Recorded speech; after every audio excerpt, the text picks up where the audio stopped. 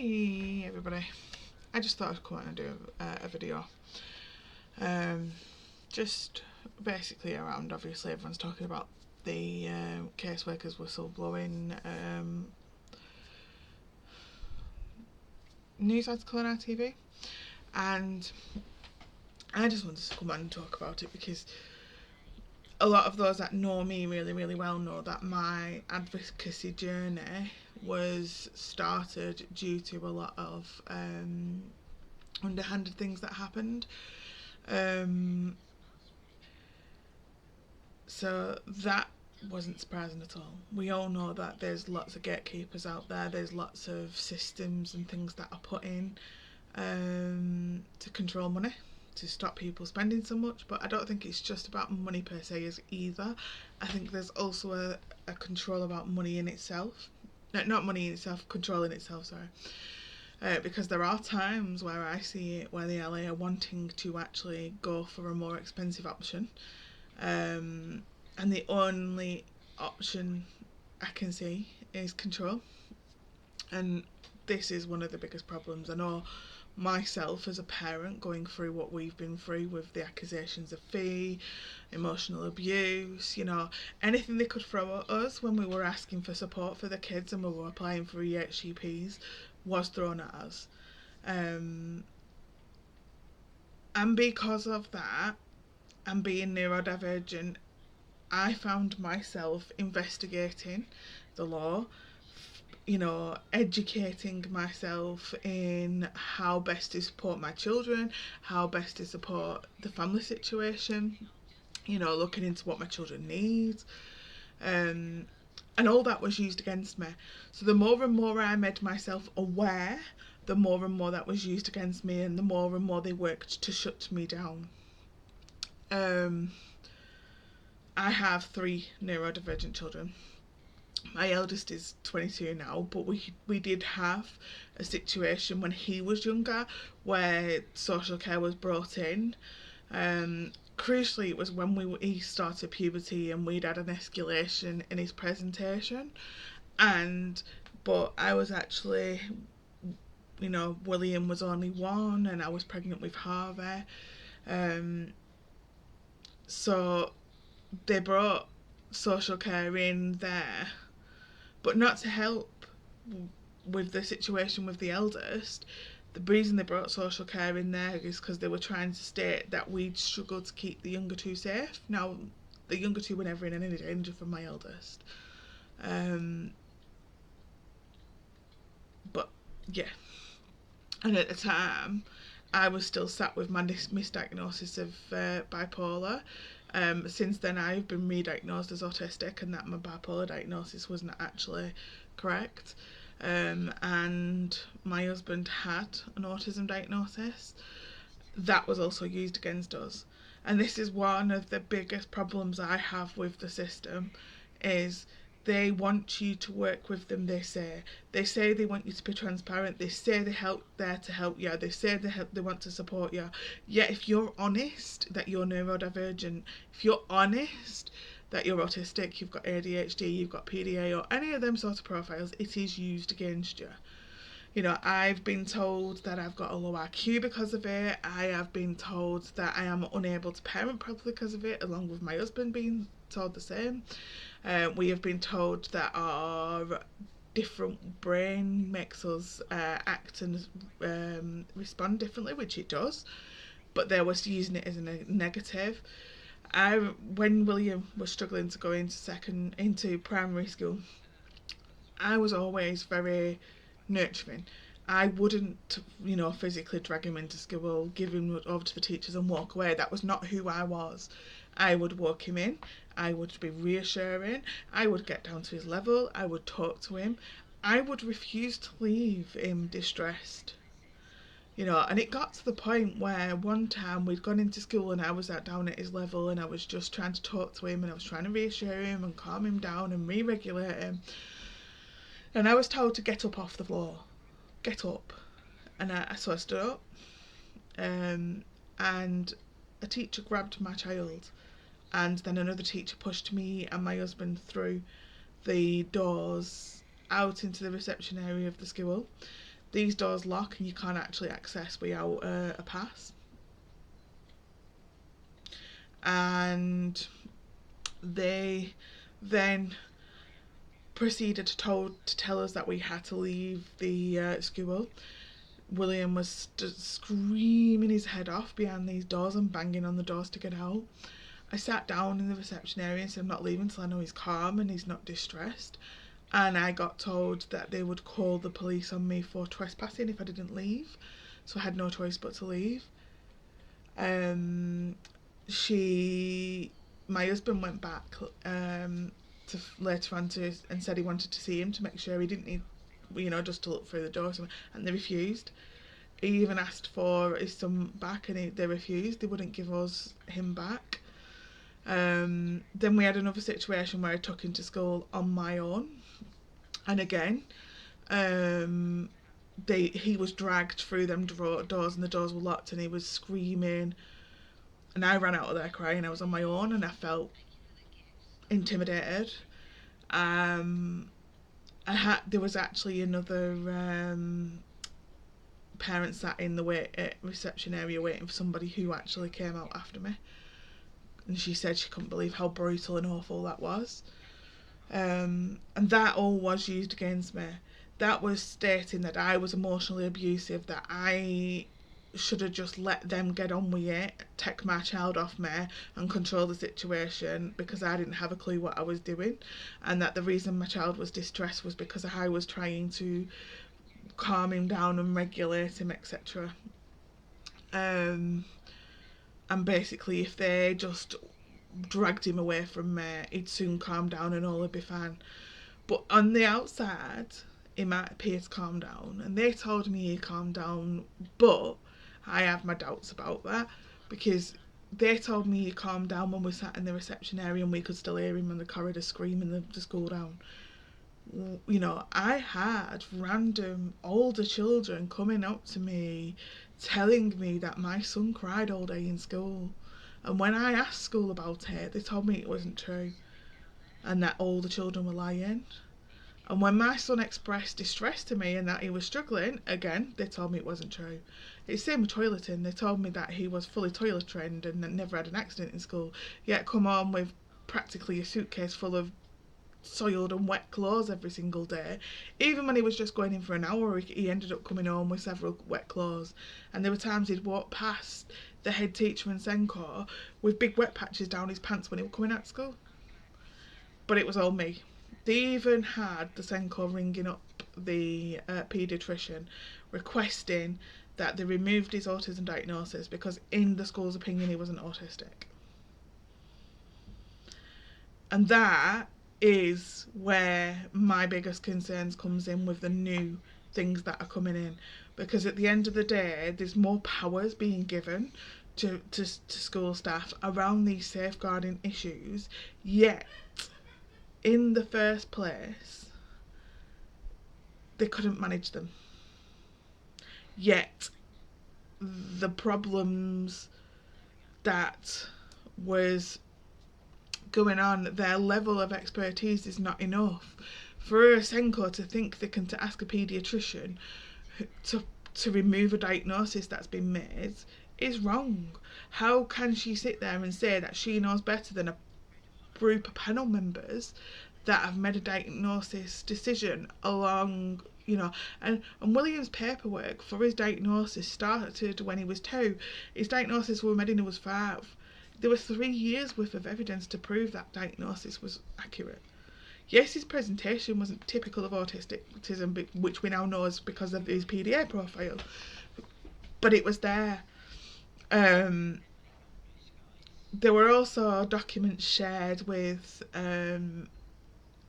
local authority with sentences like must never be shared with parents on the top, which we did end up getting shared with us, basically accusing us of wanting to gain money. So apparently we was making up William's issues, fabricating induced illness was mentioned, because we wanted to get him financially by getting an EHCP, which I don't understand how we gain financially by getting an EHCP. It would actually be the schools that end up gaining financially. in the end, not us, not us directly, nothing to do with us. And things that they used against me there was because I bought my son's school shoes from Clark's. And I was also questioned over where I bought my son's coats from, which I bought from Next. And because I bought from them two shops, apparently that was proof that I was trying to gain more money and my only concern was about money. Now, that all comes from an early out worker coming to do their initial assessment paperwork. They questioned us about money. They asked us what benefits, etc. we were on, whether the kids got DLA, etc. They brought it all up, not us. The only conversation we ever had about money with any of these people was that one conversation. But that one early out worker had also written in paperwork that I had low IQ and that me and my husband were incapable of parenting due to our autism diagnosis because of how it made us think. Basically because you don't walk in and we're not a neurotypical household and we don't have extremely strict boundaries and routines like everybody expects us to do, which we can't do because of the PDA profile. That we are more nurturing. We talk to our children. We don't just demand and expect and control our children like is expected when you're going through social care, etc. That was all used against us.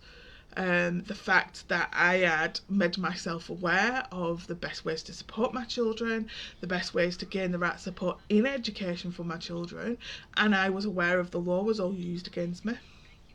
The fact that we'd bought our own house at the time, and we'd moved from a council house into our first house, that was also used against us, and that was apparently another reason why we was looking at money. Apparently being proud that we'd actually managed to achieve buying our own house in the first place when we was doing the transition from nursery to school was also, again, noted down as a negative. Anything that me and my husband achieved was noted down as a negative because that was apparently more proof that we was abusing our children to gain stuff, which, yeah. When we were only pushing for an EHCP and nothing else, I do not know and understand how that plays into it. We have also been the fact that we've had to access independent professionals and reports has been used against us. So we had independent assessment of ADHD for Harvey, which was then, he was then on a private prescription, which was then transferred to shared care for his ADHD medication, and we was reported to social care, and the words that the SENCO of that school used was that the parents are buying unsolicited drugs off the internet and giving them to their child. Obviously we could prove that straight off, and he was going back, actually, that social worker actually went back and had a go with the SENCO because of the serious nature of what she accused us of, which wasn't true. And she'd also made it really, really aware that the advocate that we'd taken in to a meeting, her and this advocate had a really bad set to within the meeting and made everything 50 times worse than it needed to be. But she also made us aware in a phone call that was the reason she was making the phone call, the referral. And because we wouldn't agree to a section 17, she did a section 47. Which is basically stating that my children was in danger just because she disagreed with the way my advocate had conducted herself within the meeting, and she was massively not happy with that, and the only thing she could think of fabricating was the fact that we were giving him unsolicited drugs. The social worker met my child, met Harvey. I was totally happy with Harvey. But these are, and the reason I'm talking about this is because we've seen throughout what do they call it now? Sorry, I'm thinking of the words. That news article has basically told you they are gatekeeping, they are doing everything they possibly can, they are purposely not putting things down in email, they are purposely denying education to children and the right supports. But I wanted to talk about how far they'll go to do that. How far they're willing to push, what depths that they're willing to go to do it. It's not just a case of we're not going to put it in writing or we're going to push you to tribunal. There are very, very serious cases out there that they are putting people under, like us, to deny that process. You know, this all started for us because we asked for an EHCP for William, and then we asked for an EHCP for Harvey. Prior to asking for the EHCPs for both of them boys, we were not on anyone's radar. All we did was ask for the proper support within school, and that is what set it all off. With Joshua, when he was younger, the reason it was set off then is, again, we was in an EHCP annual review meeting. We were talking about how his behaviours had increased due to puberty, and I was in the annual review. I was 2 days overdue, very heavily pregnant. I'd done quite a journey because his school wasn't actually local to us at that time. To get there, I had been very poorly with Harvey's pregnancy as well, so I'd become quite upset in the meeting. So they decided to do the referral for that reason, apparently. And I get they were trying to help me. It's just the wrong way to go about it in that aspect. But when it comes to William and Harvey's, it was definitely a case of us asking for an EHC needs assessment. And it's interesting because when we'd transferred Harvey's school and Harvey had basically completely crashed out straight away, and we was going through the process, I remember the Senko ringing me up and saying, I am here to do what's best for Harvey. I am not going to do what you want me to do just because you tell me to do it. And I'd always wondered why she said that to me, but when I think back, she'd had a conversation with his previous school and Senko. She'd actually stated that in an email as well, and that's why she'd come up with that attitude. They must have said basically we tell them what to do. We don't. We tell them what the law is and what their duty is. We were telling them what William needed and what was going on. We were proving that it was being hidden by the school, but unfortunately the school were being supported by the local authority to close it all down. And unbeknown to us, they were cancelling meetings when reality was they weren't cancelling meetings, they were just uninviting us and having meetings without us. You know, and the only time they should be doing that is if there's an immediate safeguarding risk to a child, and there was never ever, and they even said there was never ever an immediate safeguarding risk to our children. And the funniest thing is as soon as I deregistered my children from school, it stopped. As soon as I deregistered my children from school, on that deregistration form, the school's ticked, there is no significant or safeguarding risk at all to these children.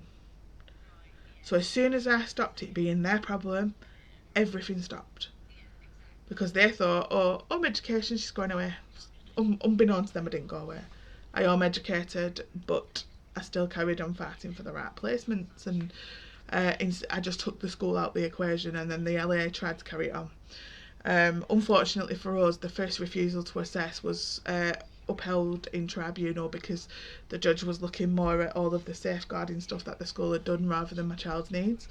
I then got an independent EP report and put another EHC needs assessment in, and in an email the caseworker had actually turned around and said to a manager, why are we doing another needs looking at this again? The tribunal have already agreed with us, we don't need to do it. And the manager had actually told her, do your job, you do have to do it, we now have more evidence proving that this child needs an EHCP. And she was really, really angry